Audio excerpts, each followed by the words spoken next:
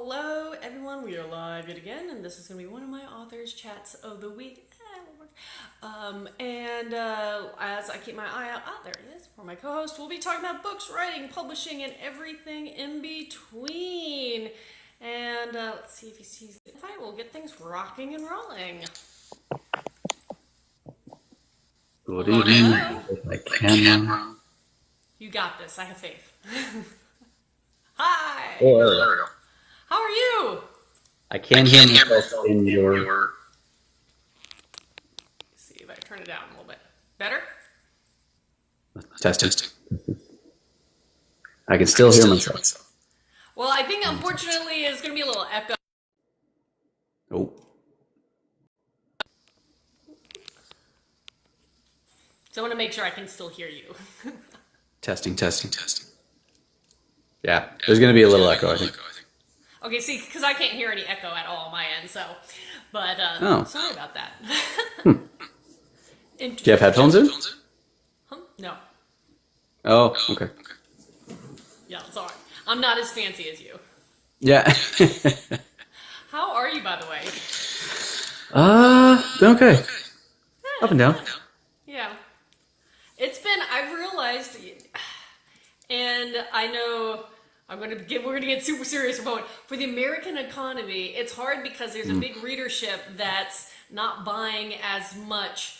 I feel like across the board. Now you still get those avid readers and everything, but I know when the economy's tight, statistically, it's traditionally people don't buy the fun buys, and unfortunately, books are fun buys. So I don't know if that's anything to do with your highs and lows, but.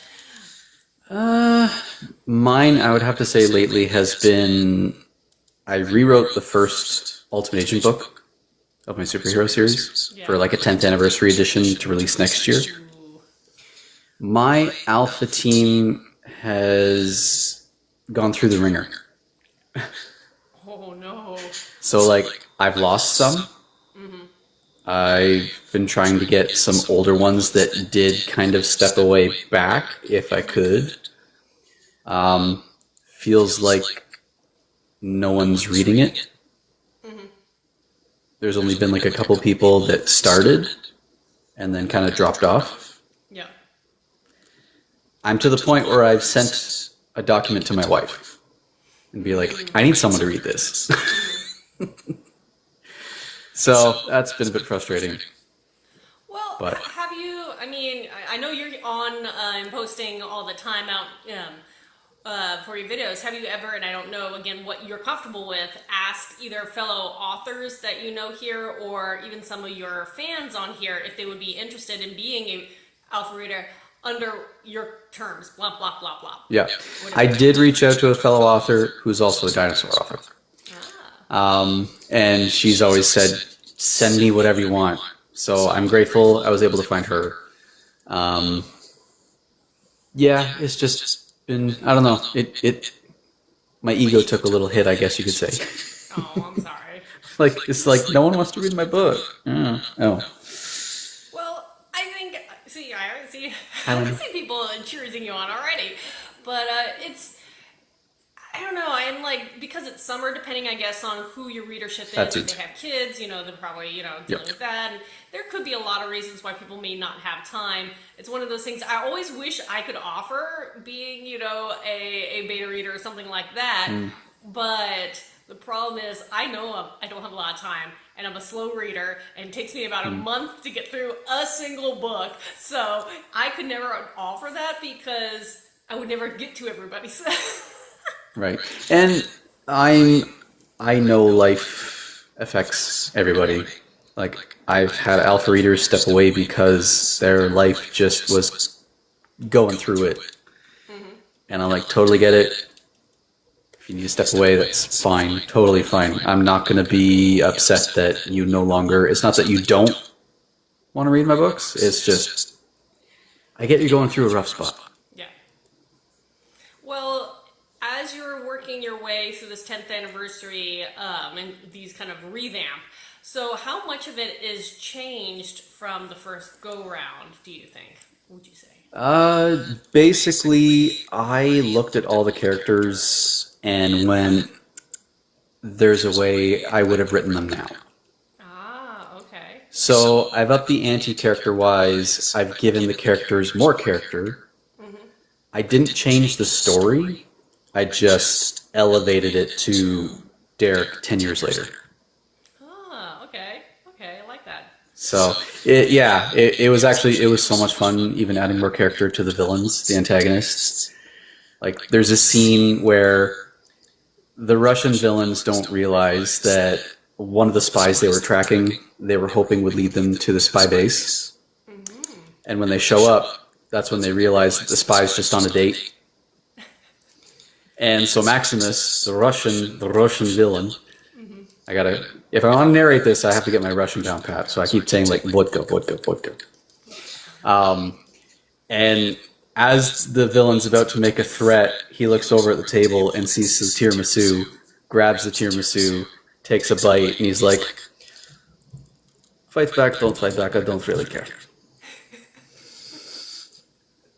And I feel like if I do ever narrate it myself, I will be in the booth, and I'm going to have tiramisu in my cheek when I deliver the line. Perfect. I mean, you kind of have The realism. You kind of have to. And tiramisu makes so many things better, so. It does. It does. Even a villain's delivery. Exactly. It's a happy dessert. Yeah, I've heard a couple people over the years do something like what you're trying to do is go to one of your earlier works and then kind of revamp it again because we learn so much and our style changes and we hopefully are improving as we go. I mean, looking back, my debut series, the first book was 10 years ago this past year, and or this year.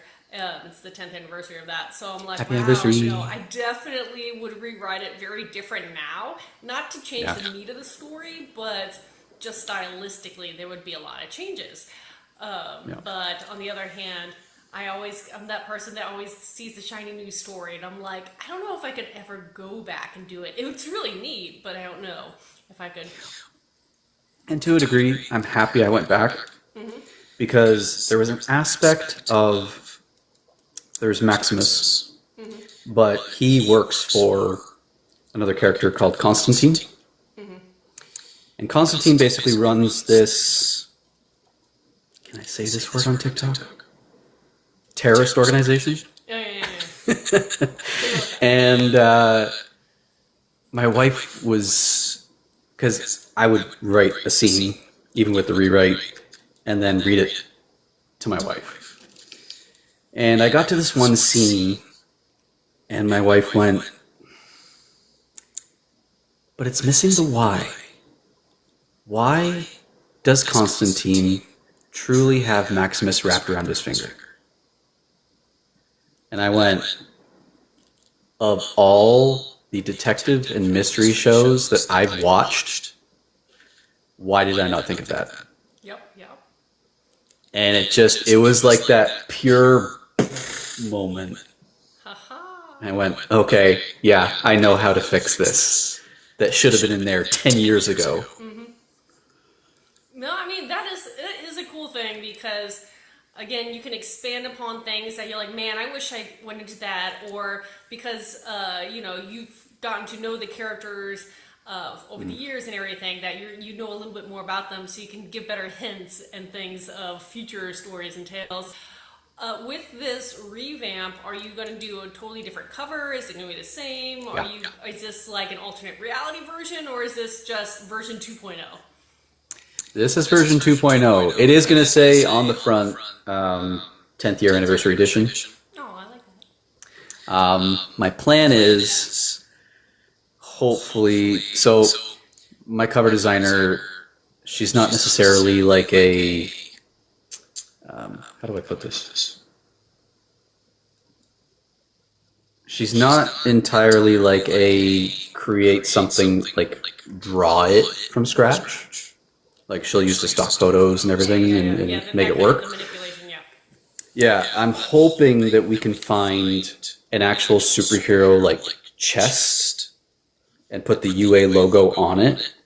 Which, if you look at the first book, which I know you have a copy, you'll be able to see kind of the outline of the UA on the one half. But I'm hoping she can do the whole thing.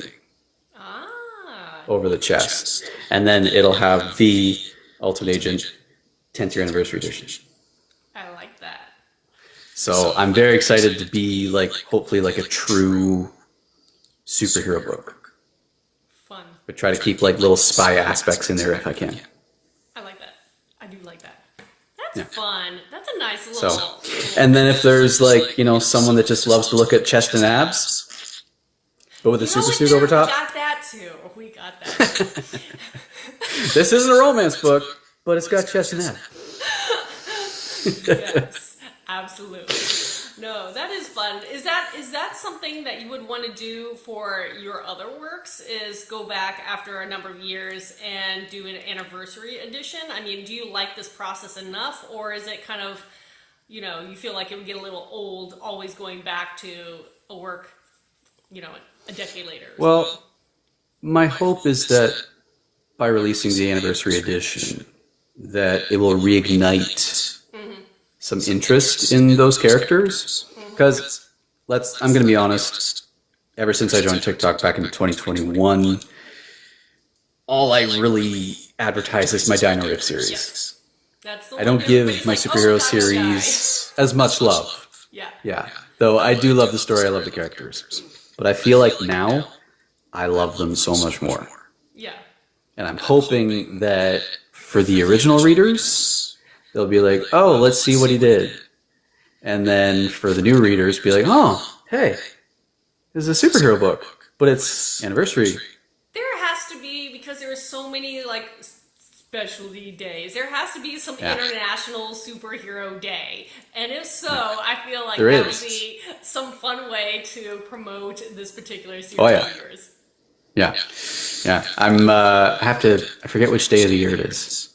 But if I can get the release date close to that. There you go. Yeah. And I it's going to know happen. there was a couple other authors, especially on here, that really push their superhero books, and people love them. So, again, cross-promotion is king. You know? Yeah. Oh, yeah. Yeah. Hey, Marvel, DC, want to do some cross-promo? Or that. No, that's like... That's taking it to another level. That would be... I do know a guy that does comics. Like, start to finish. And he actually wants to make a comic book out of Dino Rift. Ooh. So my next step is, can we do the superhero stuff first? I feel like I hear some crowdfunding campaigns in the future. Yeah. I have to be careful of getting Kickstarter. Yep. I've never done it before, and I'm kind of nervous. I think that would be cool. There are not a lot of people who take advantage of that, but it is one of those things that, just like audiobooks can be very pricey to produce because you have to hire the artist, and then if you're not capable of structuring, you know, taking your book that's structured this way and reframing it to be, you know, understandable in that totally different format, because like poetry, you know, comic book writing is totally different compared to short story, compared to full length. So it is very, it would be a little different. Have you practiced comic book writing, or are you going to get someone to take your story and convert it for you if you get to that point? Well, so he actually offered to me that, because I asked him, I said, is there any, like, do I have to pay for anything here or there? And with Dino Rift specifically, he came back to say to me, I've got guys on payroll. It's all me. Oh, wow. I just want to put out good stories. I love that. And I went. I was going to say, I don't know. That's one of those moments that you either jump around and squeal, or you kind of sit to the floor in a puddle and you're like, is this real life? Yeah, and he's in Canada here. He's near Niagara Falls. But, so him and I have been buds for a couple of years now. Oh, that's so neat. That is really cool. So now I have to like keep my ear out to see if this moves forward. That would be really neat if it did, and then I want to learn all about it. And then, like, hopefully 2 years later, the TV show will finally happen. Who knows? No, it all starts with that little spark and the right person at the right time, and who knows? Would you want? Okay, if you were focusing on your superhero series, would you prefer it to be an animated format, or a live action? And if so, would you want it to be a movie series or a TV show?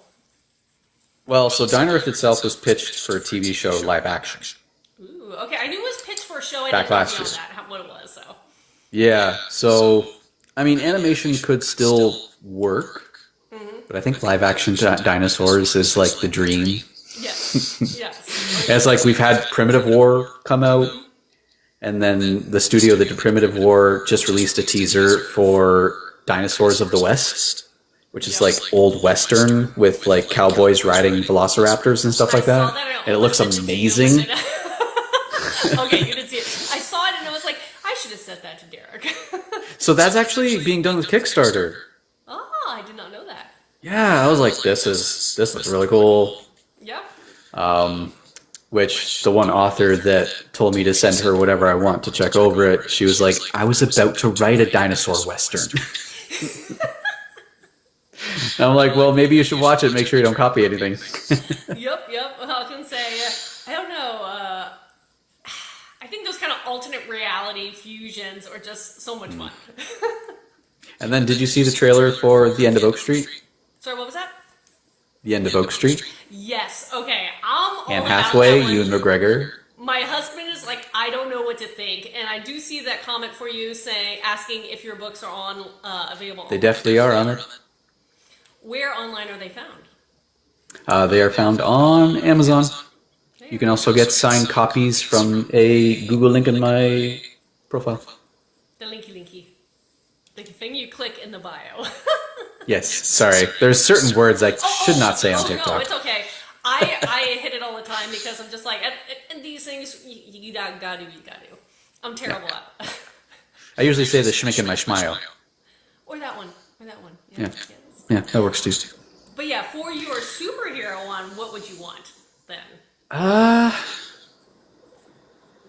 Animation would be cool. I feel like if it was almost like DreamWorks animation, Oh, that'd be fun. Yeah. I love that style, like Shrek, that kind of stuff. I love that. It would really work with, because I have like teleportation in the series. I've got a character that can transform into anything. Like at one point, he's taking down a bad guy, and the bottom half of his body is literally Anaconda. Just to wrap him up, be like, I got you up here, and I got you down there. I see. I can envision the Incredibles. No capes. Yeah, that too. Yeah, there actually is no capes in my book. So that would be the funniest thing. Then, if you sign copies of your books, you have to wrap them in a cape because there are no capes in your book. No book capes. Give me ideas. Miniature book capes. Mini capes, yeah. Or even better, a bookmark shaped like a cape because there are no capes in your book until you put the bookmark in it. Right. I would need something a little thicker than tissue paper, because tissue paper just kind of, I find, just rips too easily. Yeah. I was gonna say you can like print out something that looks like a flying cape and True. see the fancy things that I don't have. I don't have a Cricut because I have all these ideas. I'm like, ooh, wouldn't that be cool? And then have it like cut it out for me, and I can like give out all these little. Like, I don't have that yet. I wish I had the ideas that a lot. That we never did your basic introduction for this. We are That's okay. 20 minutes. You've had me on twice before. It just feels like I'm back But there's with a always friend. someone new who's going to stumble upon these chats. And especially since if this platform's nice, I'll try to repurpose this on my YouTube channel. Right. So, why don't you start off? You kind of covered most of your introduction, but do your quick pitch. So I'm Derek Borne, a Canadian sci-fi author. I am indie as well. If you love family-friendly sci-fi, I have a superhero spy series called The Ultimate Agent, as well as a time travel young adult series with dinosaurs called Dino Rift. And this year, I actually released my first ever special edition. First ever hardcover special edition. We basically took elements of the first two books of the series and mashed them together, because the first two books is the beginning, down here with Cam and Viv, and the end of their character arcs. So it's got teenagers, it's got angst, it's got young love, dinosaurs, time travel, dinosaurs, mammoths, a dodo named Frodo with a PH. Yep. I love And it's just, it's my, how do I put this? I love Michael Crichton and Jurassic Park. And this was my ode to Michael Crichton. As far as your question goes about the echo, I guess there is one. I can't hear it on my end, but Derek hears it, so it's probably something with the difference of he has headphones and I don't. I'm sorry, everyone. Blame me. Blame me. But It just sounds like I'm in the room with you. yeah. So beyond those two series, do you want to go anywhere else? Or are you feeling a new storyline? Or are you kind of content with where you are at the moment? So since I'm waiting for the alpha readers to finish with the first Ultimate Agent book, I've gotten back to writing the prequel to Dino Rift. So now I've gone back to when Sorkor is still evil and nefarious. And it's been a lot of fun because we learn in Dino Rift that a character named Emily Ann is searching for her lost father, who was just banished to prehistoric times. So this is me writing the how that happened.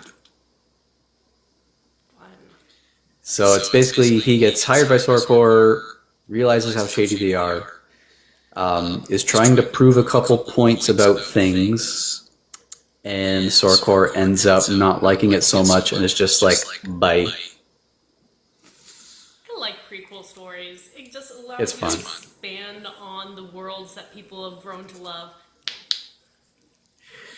Well, and it adds a bit more fun foreshadowing for certain things. Like things that have already happened in the series, but you could have like this little throwaway line about this or that. So if someone does end up reading the book first, before Dino Rift and everything else, be like, huh, okay. And then they'll get to it later and be like, oh, that's what he meant about. Beautiful. Yeah. But now that you're writing books that aren't in a chronological timeline, do you feel like you have to, is there like a particular way you want readers to read them? Do you want them on publication date, or do you think it's fine for them to jump around from prequel to main series? I think you could do it from either way. Because I know if you watch the Marvel movies from release dates, it makes sense. But you could also watch the movies from actual timeline. And even the TV shows. And it still makes sense. So really, I'm just going to leave it up to the reader. Okay, I like that. Yeah. Choose your own adventure. Choose your own adventure. And going back to your special edition, because I love special editions, how has that gone for you? Because again, book is beautiful. Look. So many people have loved the naked cover. Yes. So for those who don't know, when you read the series, the characters come across different creatures, and I went with ones that you don't normally see. Like, who knew that a Utah raptor exists? I actually did. It's one of my favorite raptors. I love raptors. And yeah, so what's awesome is this is actually one of the new sketches. So this sketch was not originally in Dino Rift. So I had my cousin do quite a few more. And then my cover designer went, hey, those sketches, can you send me all the original images again? And I went, why? She goes, I want to do this. All the way around. And I went, heck yes, we're doing that. And then I got the two artists that did the sketches to sign the first 100. So if anyone is interested in a hardcover version of this, with the first 100, you will get it signed by not just me, but the artist as well. That is pretty. Because the artists just make the book. Oh yeah. Make sure you always honor the artists that you have, because without them. And I would like to note everything was made with AHI, actual human intelligence. I like that one. I've not heard of when you refer referred to it that way before, but that is fantastic. I actually made a post with that, I think about 2 years ago. I try to use the term as much as possible now. I love it. Since it's such a hot topic. Yeah. Yeah. Uh, But yeah, I was gonna say again, make sure you lean into that. Let people know that it's a limited, exclusive, special edition for the first 100, and yeah, that's so. After route copy 47 went out the door, it's really slowed down. But good thing I have going for me this year. This summer, across the United States, there is a reading program in the libraries. And its theme this year is Unearth a Story. I love that. Which, dinosaurs. So one of my readers, who's a librarian in South Carolina, at the Lexington Library, saw that was going to be the theme this year and went, we need to get Derek's dinosaurs books in there. So not only that, her library, if anyone's in the South Carolina area, they made an escape room based on Dino Rift. We're in South Carolina. I'm not that far away. Are you? Hey. If you meet Carson, she is an amazing person. She sent me a message 3-ish weeks ago. And in the message was a picture of a pile of Dino Rift books. And I went, how many did you order? She goes, 20. I went, what? And then she goes, plus other libraries in the branch ordered some copies. Not sure how many. And I went, I haven't seen it pop up on my dashboard yet. But apparently from research I did, it only shows up like about 90 days after they're actually purchased with wide distribution and Kindle. Oh, so. I have no idea. I was going to say... Or KDP. Yeah, I was going to say... Yeah. Zon's a little weird sometimes. Yeah, I know they do stuff weird. But... yeah, so she even said when they had their kickoff party for all of it, which was maybe a couple days long or something, she said, we had 2,100 people through. I went, 2,100 pairs of eyes saw my books? She's like, yeah. I haven't made that many sales. I wish. But just the fact that she took a chance on my books, the library ordered them, I'm just like... Thank you so much. Yeah, I love that. So, I was going to say, if you ever want to move your ebooks wide, certain sites will allow you to get into library systems, and so that can also allow people to be able to read your books, and you still can get paid. People understand you can support authors through libraries. The only ones wide technically are the Dino Rift series. I didn't realize until a certain point that I could get free ISBNs from the Canada library system. So unfortunately my superhero series is, with Amazon. But, yeah. So working on it. One day. And I see a question for you asking, why did you settle on writing about dinosaurs in your sci-fi series? I will answer your question with another question, and why not dinosaurs? I mean, exactly. I was like... Because, I don't know. I've loved dinosaurs since I was young. And when I was writing my superhero series, I actually have them come across the Loch Ness Monster. Yes. And my explanation for that was dinosaurs and portals. So that was kind of the jumping off point for the Dino Rift series. Of my thought of, okay, what if a couple teenagers got trapped in prehistoric times? And what if there was an evil corporation with access to prehistoric times? What would they do if they could just pull dinosaurs through into the present? Maybe sell them on the black market? And what humans in this day and age would do? So. I mean, that's the fun thing is when you're writing fiction, and it doesn't matter if you're on the sci-fi, science fiction side, the fantasy, but I mean... You can create some fantastical scenarios and have fun with it. Because again, like you said, why not dinosaurs? Well, and then the fun thing about time travel is there's so much you can do. Yeah. As long as you obey the laws in physics, I guess, if there really are of time travel. Because the first scene, we meet the main character of Lucero in Primeval Ranch, the third book in the series. She's on her bike, and the events in that moment are actually one of the last chapters of Dino Rift. And all of a sudden, she's being chased by a dinosaur in present day, in her time.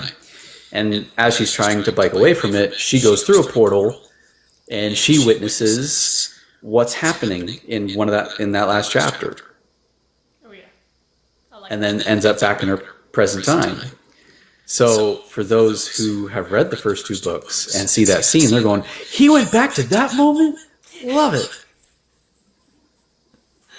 I love that. Yeah, the only time I've dabbled with time travel, I attempted a time loop kind of paradox scenario. Oh, yeah, That's yeah. hard. You know what? I decided that I will leave the time travel for experts like Yeah. you. I'm going to just stick with I don't think I'm an reality. expert by any means. Portaling is fine. Time travel and portaling, that is a totally different animal. Yeah. Yeah. Definitely. Also, I have a really cute, floofy co-host with me tonight. Hold on. Yes. Everyone's going on a little trip. Hello, friend. This is Libby. I remember seeing She's trying to have a little nap right now. her pop up on. Well, actually, she pops up on your post quite a bit. Right. You're perfect co-host. Oh, the perfect floofy co-host. Yes. So much nicer and calmer than my two dogs. And it's the husky, right? I have a husky and an Irish wolfhound. Right. I met a Great Dane the other day. Mm-hmm. The head was massive. Yep. They're big But boys. he just walked up to me. I started scritching around his ears and stuff, and his head went right up against me. It's like, you're my friend forever right now. Well, my Irish, and then we'll get back to books. I'm sorry for everybody getting. Well, I'm going to talk about my dog. My Irish has unfortunately some gut problems, and but now it's given him this bougie like appetite. So now he won't touch his kibble unless he gets some kind of sprinkling, just a little dash of either olive oil or avocado oil. Hey. Nice. I know something about olive oil. I know. I was just going to mention it because I feel like some other people know a little bit about. I actually put a little drizzle of oil in Libby's wet food at night. We have had to put her on probiotic at one point. And then we kind of coupled that with the olive oil in the evening. She loves it. No. Her coat actually comes out a lot better. Mm-hmm. More moisture in it. Not floofier. She should be in your next book, whatever that should be. You should have a echo of her. She's technically my muse for a saber-tooth tiger. I can see it. Yes. Yeah. Yes. Well, that's Glorious. The fun thing is, I love that. I actually really love that because I'm working on a book series, and I'm actually right now editing the first draft of the first book of the series, and it's a very D&D oriented one. But I'm going to, for book 2, create 2 different characters that are based off the personality types of my dogs. And Oh, awesome. so Is the book dedicated to your dogs? I might have to. I might just have to. Yeah, you should. Because I was just like, it's so much fun. Again, you never know what your muse or muses will be. It could be your cat. It could be a Yeah. childhood passion. It could be, who knows what that's going to inspire your next story. But for this upcoming 10th anniversary release edition of your superhero series, are you planning outside of it's out there, it's special enough? Are you going to do any kind of fun launch party? Have you even gotten that far to think of like how you want to celebrate the re-release? I would like to. I remember the days when I used to do the Facebook release parties. Oh, yeah. Like the groups and all that fun stuff. I don't think anybody really does that anymore. The odd person, maybe. Now that I'm able to get my books in my local Kohl's, like bookstore and the local mall, I would love to have a release day there. That'd be neat. if they'll allow me. I think they would. Yeah. But yeah, that'd be fun, definitely. I was gonna say celebrate, get some people in face to face, get some signing. Yeah. Like you have to figure out what kind of pen or marker you like to sign with, because the more authors I talk to, they get to the point where they're like, I only sign with this, and I'm like, bro, give me anything, I will sign with it. But yes, I do have a preference on type of pen. I get that. Actually, it's funny. Champ would hop in there. He's one of my hockey card buddies. There's a local card shop in my area that I've gotten to know the owner really well. Yeah. And the one day we got talking about my books, and he goes, "Do you have any kind of poster you could leave here? I'll just like put it up for you." And so there's now a sign in the card shop with me and my books on it. And then the one day we got talking, he said, "Well, why don't we do a signing here one day?" I went, "In a card shop?" Yeah. Sure. See, now, next time you do this, and I say next time, I'm throwing this out there, next time you do this, you gotta go get the artwork of all of the creatures from the Dino Rift series and make trading cards and spread them around and have people... I've actually been planning on doing something like that. Great mom. As well as, if I can get it to work, I've seen people do fun swag where there's like the access key card on a lanyard. Oh yeah. And I would love to have stuff like that. It either says like the Ultimate Agent or Ultimate Agent Agency. There you go. Or Sorkor. I like that. Or both. I like that. It just all comes down to, can I afford it? Yeah. And that's where I found in crowdfunding sites, if you're doing things through them, they potentially can help you achieve some of those kind of fun things. Like that's one of the few ways I can afford to do some character art, because I have like certain artists in mind, and that can rack up money, but I'm like, I want to have it done, I want to do this, so you know. Yeah, I even, when I had the artists over to sign all these special editions, I said to my friend Julie, you know, when I first asked you and you did the first book for me, all the sketches for it, I wish I could have paid you more. And she goes, we're all struggling artists, don't worry about it. That's so sweet. So she's, Julie's awesome. I did ask her, I said, I'm doing the prequel. I said, would you come back? Because after Dino Rift, she stopped because she went on to do like bigger mural type stuff through cities and towns around her. She no longer can do them because she has suffered a couple of concussions. Oh, wow. But she's still an amazing artist. And I said, if you want something to do, like not as big as the murals, but I would love to have you back for this. And she goes, I think I can make that work. Oh, that's so cool. So, I mean, yeah, she's a dear friend. That it ended up, you know, the route she took, but it is really neat that y'all are able to then reconnect and continue. Yeah. And I told her it would work from the aspect of technically the sketches drawn by the character was Theo in Dino Rift, the Lost Father. And being that the prequel focuses on Theo, it would just make sense that it would be her, you know, way of doing the artwork. Because after Dino Rift, it was my cousin Devin. Okay. So it's kind of like there's no Theo in that book. There's a cameo, but there's no Theo. So it kind of makes sense that the art style would slightly change. Okay, that's fascinating. That is, I like that. I like that subtlety changeover too. Yeah. But yeah, one of the, again, going back to the book I'm working on, this D&D vibed series, one of the characters is trying to create the world's best, in her mind, bestiary. So she is trying to sketch and like journal notes and all that stuff. And I was like, ooh, wouldn't it be cool if I ever did a special edition again? I like to think way out, but who knows if I'm going to get there. But like do something kind of like what you were doing, is tucking in some little sketches of like her do it. People love it. Of all the creatures and monstrosities that the various characters come across. Yeah. Like I can't draw to save my life. Everyone's like, well, just leave the writing to you. I can draw to an extent, but sometimes my style doesn't always match what I want it to look like. And my other thing I do is I'm an animal painter, but that doesn't translate to fantasy books as well. So. Yeah. For me, it's proportions. It's like the eyes are a little too high, nose is a bit too wide. I mean, with practice, probably, maybe.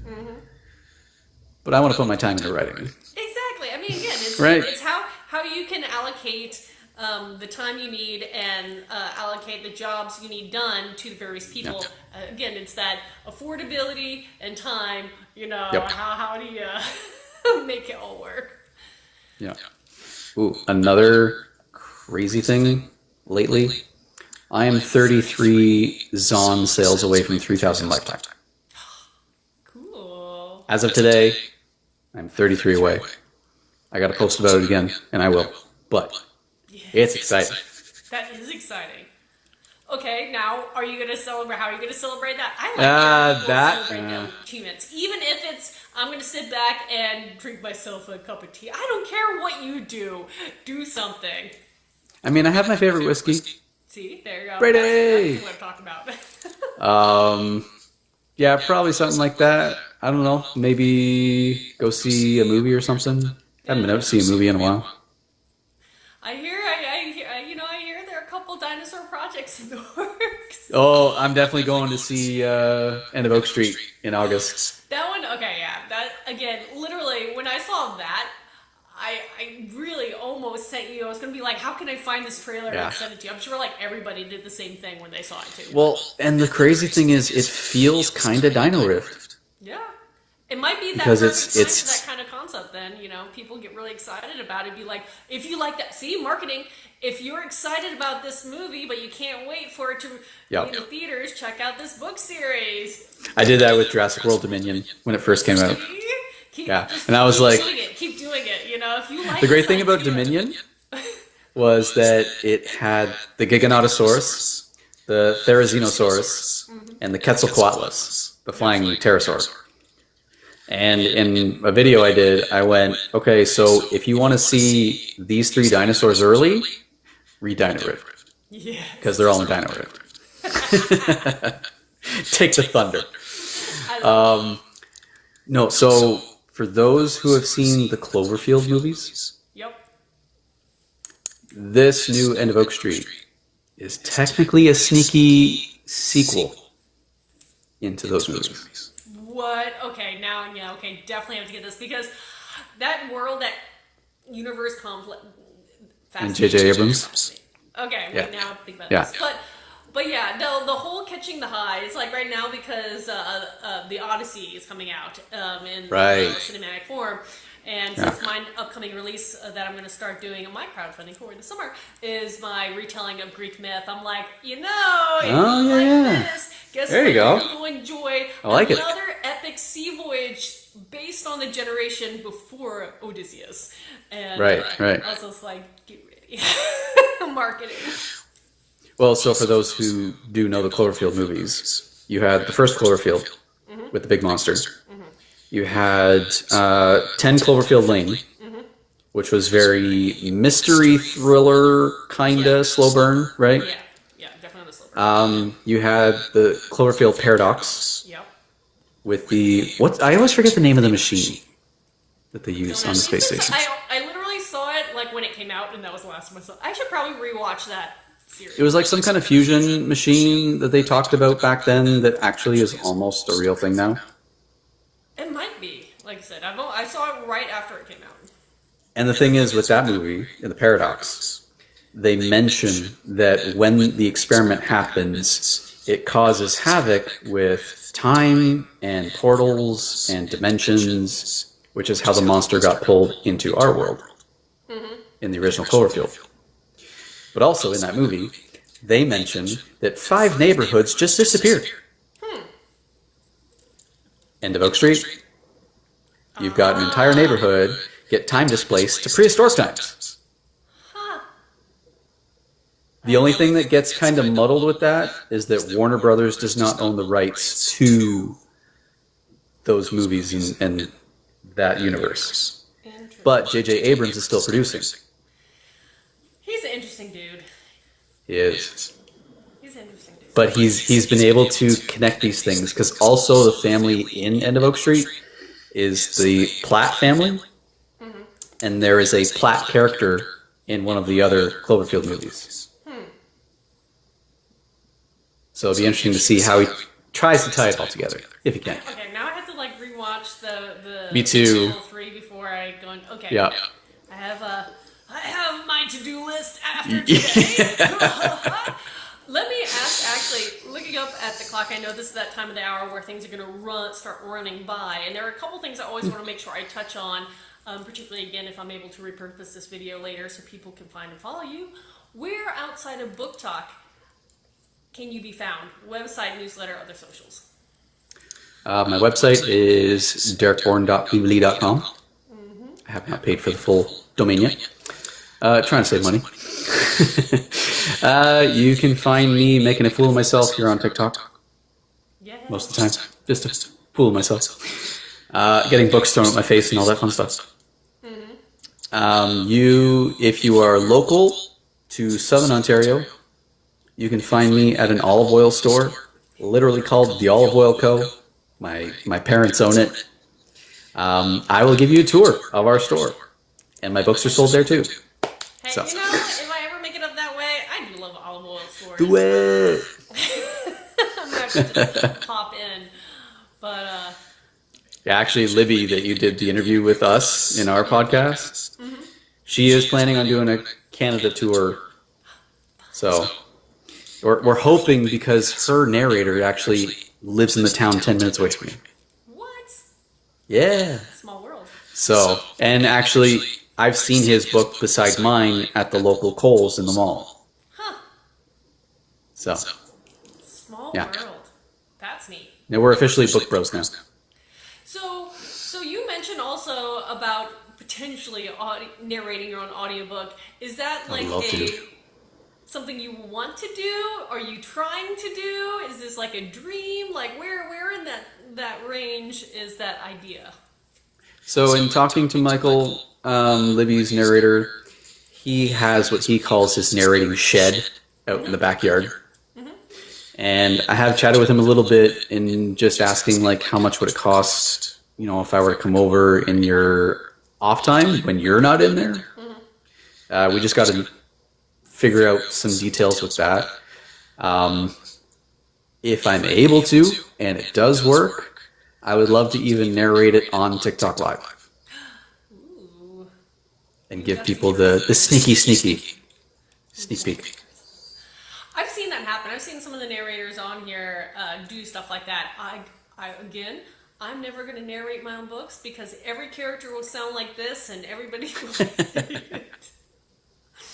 But I'm so impressed with all the people that I've met who can change accents, as you were kind of like dabbling with earlier. I try. You know, make their own stories come alive. Or if you're a professional, just pure narrator, just having that talent to, you know, make things come alive and vibrant and everything. It's funny you say that, though, because I was just reading a scene to my wife yesterday, and I'm like supposed to be doing an Italian accent, and then all of a sudden it turned into Irish, and I'm like, where did that come from? Like, I'm definitely going to need the practice. Yeah, you'll especially if probably your first time just like writing a book. You're gonna have to like a lot of stumbling blocks, and you're gonna have to like cut and then re-record and all that stuff. Again, that idea and that technology, people can do that. It's fascinating. I'm not that talented in that particular way. I basically, when it comes to, because even in the Ultimate Agent series with the Loch Ness Files, obviously it takes place in Scotland. There is a Scottish character.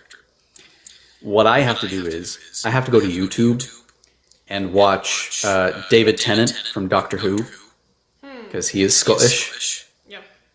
and try to get a bit of that in the inflections, especially back here. And try not to go from Scottish to Irish. Yes. Very hard. Because someone will hear it and they'll be like, "That's not okay." It's quite difficult. It really is. I can only imagine it'd be like someone listening to American accents fluctuate between Yeah. like, you know, what this, not, I hate saying stereotypical, because there's like a variety of deep Southern accents, jumping all the way to like something like Boston or something, and being like, Yeah, yes, Boston. you're correct, they're both American accents, but they do sound different. Is there a You're Southern wrong Boston? here. I have no idea. Too funny. Well, and it's fun for me because even in the beginning of Dino Rift, I get to do a Southern accent. Okay, and what kind of 'cause in the- Southern are you going to attempt? Because there's a Well, whole bunch so- of them, I can tell you that. One of my favorite lines I ever wrote was basically the police show up to a disturbance. And they're kind of like, okay, what's going on here? And the southerner neighbor is going, there's something going on in my neighbor's place. And where is it here?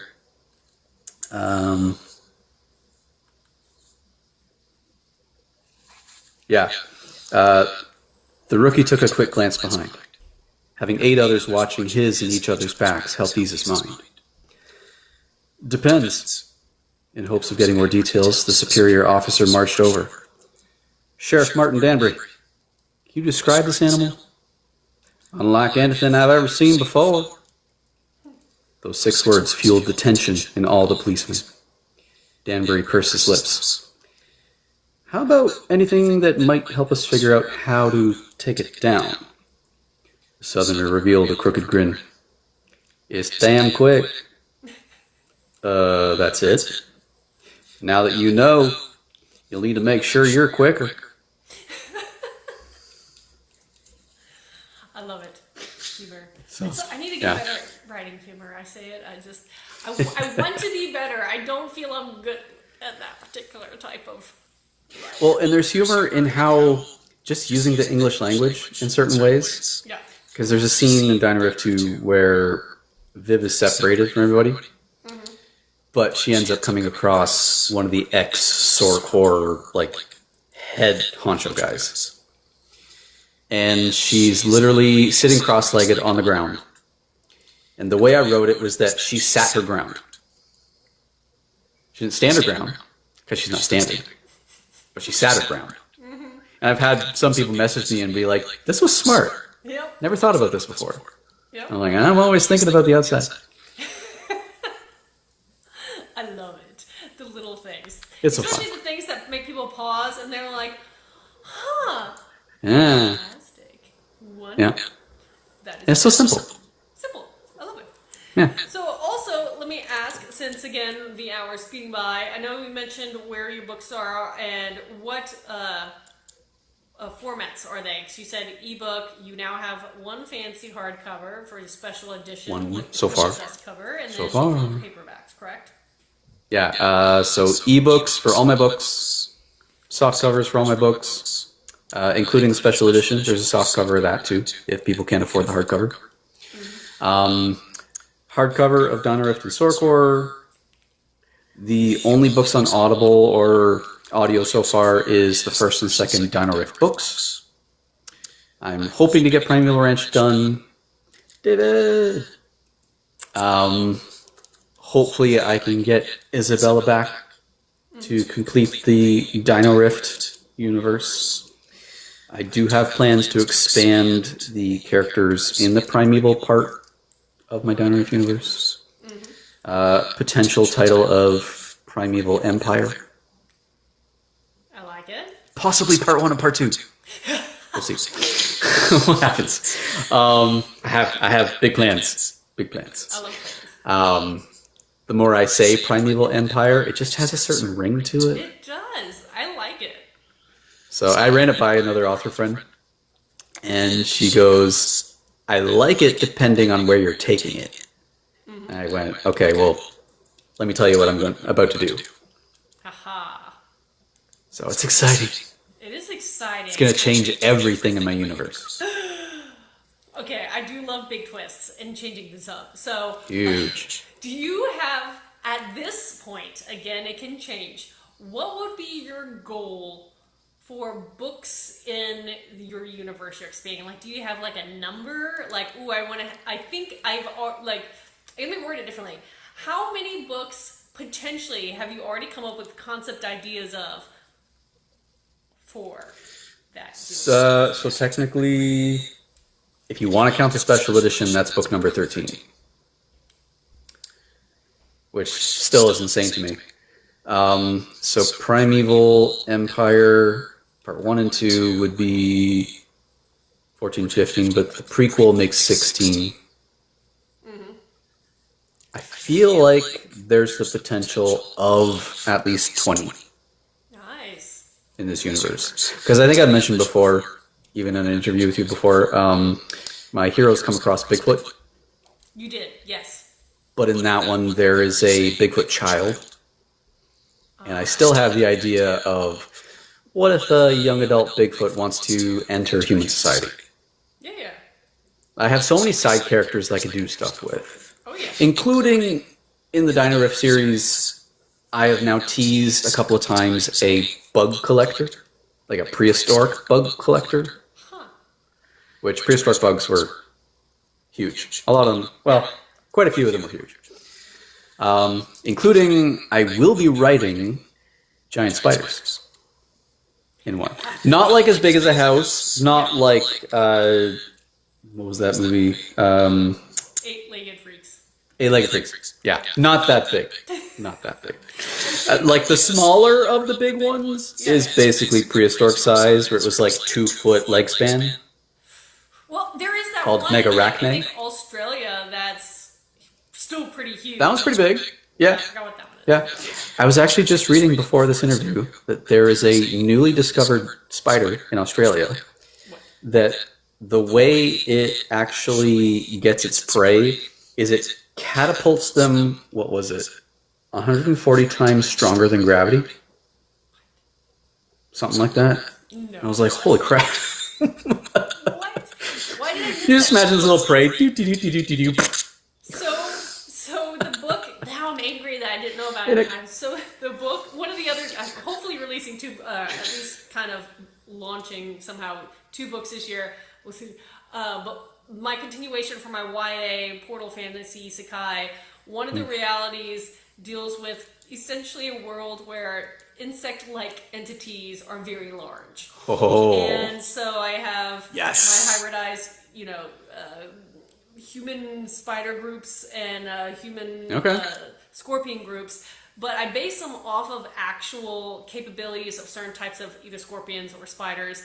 And so was kind of fun going into, and again, I'm sorry, someone has arachnophobia, but like deep diving into like the net casting, the giant jumpers, the ones that spit not acid, but again, this kind of venomous substance, and all these kind of weird techniques that certain things use to catch things. And I was like, having this giant battle scenario with these two groups coming together, my character in between me, like, this is a problem.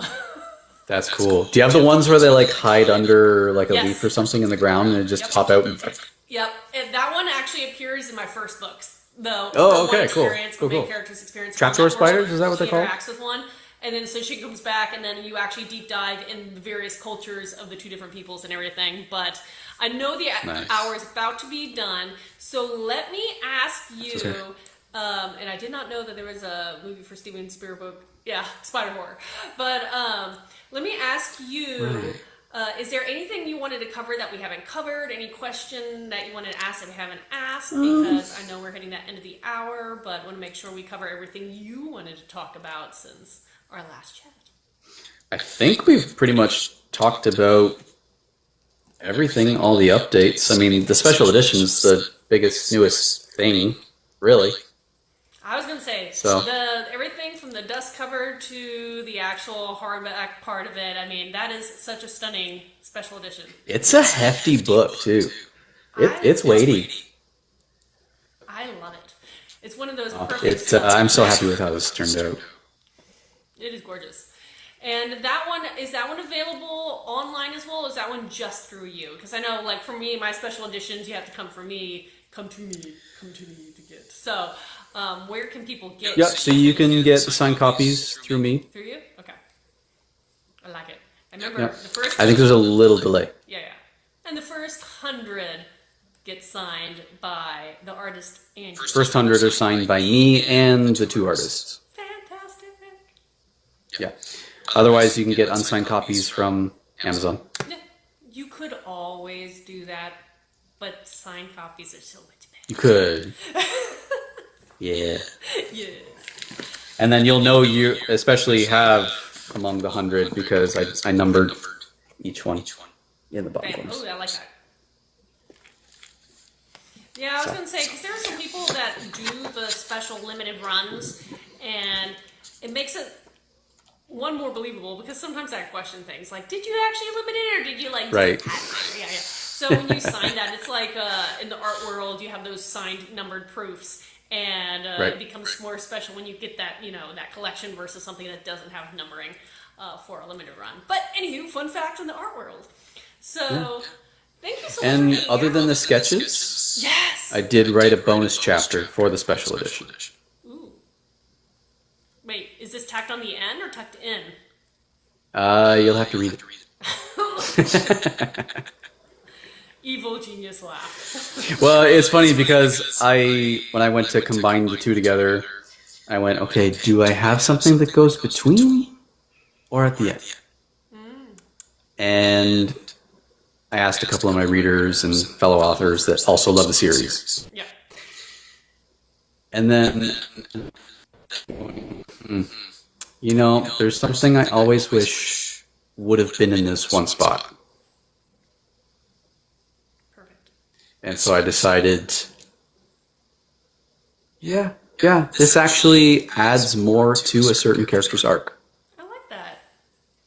More finality to it, so to speak. So now you know it's at the end. I like that. That is okay. Yeah. That's one thing is I've always considered like do you add chapters or like again or alternative chapters. I've seen like people start doing like taking a chapter and say it's the same chapter as chapter number 23, but it's a different POV. And they, putting it in the end of the book to give you just a little different thing for like a special edition which is also very smart because you don't have to write a new scene. The descriptions are there, more or less. You're just angling the camera to a different character. Yeah. And that's actually going to be fun because the first chapter that I read from tonight, I'm actually going to put in the prequel as near the end of the prequel. So you're actually going to see that whole scene play out from a different POV. Fun. And I'm so excited to actually, because I basically get to copy and paste that scene and then rewrite it. Yep. It's a fun trick that's fun for the author, but also fun for the reader too, especially when they've, read the original, you're like, Yeah, and then it'll fill in some little gaps of certain things too, because they'll be like, oh, that character was actually there the whole time? Or that's how that happened? And I'm so excited to see people's reactions to, wait, hold up. Ah, beautiful. Fantastic. Yes. It's like weaving a tapestry, Oh, yeah. almost. That's what I said. It's like, I'm a story weaver. I'm not a storyteller because I'm not great at like just standing up there and just coming up with that. But I like to weave a story, work it through, do the little tapestry, make it pretty, and then send it out to the world. Little foreshadowing here. Little tuck here, little Easter egg there, all the fun stuff. Oh, I love the Easter eggs. Or for you, there'd be dinosaur eggs, I guess. Dinosaur eggs, pop culture references. Yeah. Yeah. Perfect. Well, it is 8 o'clock, and this is my time to let out. It is. It just flew by. Huh? Just flew by. I know. Well, that's the thing is, I feel like every time we talk, it just you blink and it's over, which is a sad thing, but also really nice things. It just, Yeah. it makes me feel like our author relationship is getting closer every time. Yes. This is interview number 3. I like to call them chats, but yes. Or it is chats, our yeah. first Chat together. Yeah. No, it's fun. It's like I'm back chatting with my sister. Yes, I'll take that. Yeah. And My big I sister, also because I know thank you're taller than everybody me. who's been listening in and hanging out with us for some or all of the hour. It's always fun to like connect with other authors and writers out there because you never know what you learn, and I always learn things. Like now I have to rewatch Cloverfield. Yeah. the more you know. I'm trying to convince my wife to watch them because she's never seen Cloverfield. Okay. Like any of them, really. And I know she's not a fan of shaky cam. Yeah, the first one's gonna be hard. Yeah, and she's like, if it's gonna make me feel sick, I don't know about that. I said, well, one night, let's try it, see what happens. If it's too much, we'll just change it. Or you watch it a piecemeal. You know, you watch a little bit. Okay, well, Yeah, we'll yeah, come yeah. back. Yeah, that's a good idea. A little at a time. Yeah. But thank you, Derek, for hanging out. And again, Thanks I for hope having we me. reconnect before too much longer. And, you know, maybe Yeah. after your re-release of your 10th year anniversary for your Yeah. next book, like that would be fun. So. Yeah, yeah. Are you available to Alpha? I told you that I'm such a slow reader. That's okay. I could do stuff like that, but by the time I got it back to you, it would have been published for 2 years. You know, like. I'm also a slow reader, though, but it's because I read with intent. I am a detail guy. And I've just been rereading my cover designer's first book. And that book's been out for, I forget how many years. And I know she rewrote it just to fix a couple of things. Yeah. And I was reading, I got to one point, and I went, this part of this sentence doesn't sound right. Sent her a message. She goes, how'd you catch that? I'm good at what I do. And it's like, it's a quick fix for us authors because we just, fix it, pop it back up. But I like to be that for my fellow authors. Be like, hey, if you didn't know this was here, just letting you know. Yeah.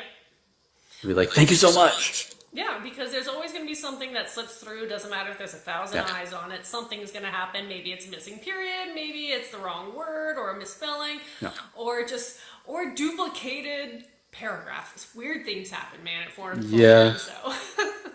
Yeah. Or, well, I mean, for me, sometimes it takes me half a year to read one book. Because the only time I read is before bed. Yep, that's me. It's maybe a little bit in the morning, but Yeah. in the evening, and then I have to be awake enough to pay attention, or else there's no point, That too, because sometimes I'll be reading and it's just I read the same page Yep. over and over again. So I'll feel it.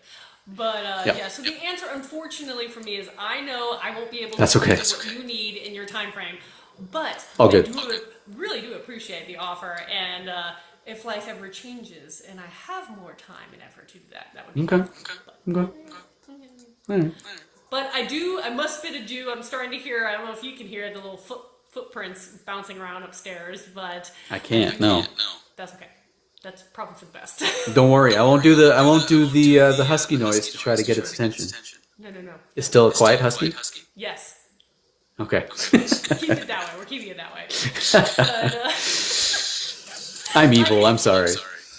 like I said, if you ever want to do this again, let me know. Feel free to reach out, and I do need to start letting them out. And until next time, everyone, happy reading, and have a wonderful week.